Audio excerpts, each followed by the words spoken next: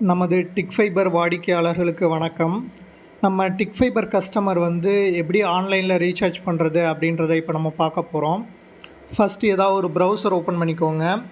ப்ரௌசரில் URL type பண்ணக்கூடிய இடத்துல customer.tickfiber.in அப்படின்ற இந்த யூஆர்எல்லை டைப் பண்ணி என்ட்ரு பண்ணுங்கள். என்டர் பண்ணிங்கன்னா இந்த மாதிரி ஆப் ஓப்பன் ஆகி அதில் யூசர் நேம் பாஸ்வேர்ட் கேட்கும். உங்களோட யூசர் நேம் பாஸ்வேர்டை டைப் பண்ணுங்கள். டைப் பண்ணி லாகின் அப்படின்றத கிளிக் பண்ணுங்கள்.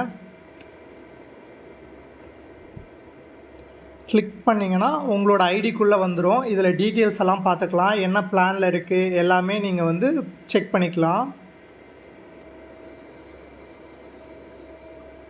இதில் பார்த்தீங்கன்னா என்னென்ன பிளான்ஸ் இருக்குன்றதும் காட்டியிருப்பாங்க.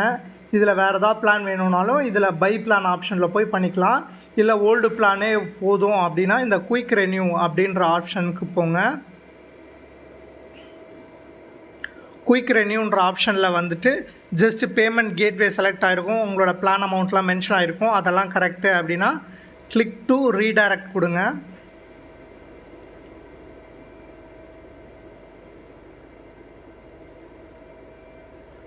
கிளிக் டு ரீடைரக்ட் கொடுத்ததுக்கப்புறம் பே நவ் கொடுங்க.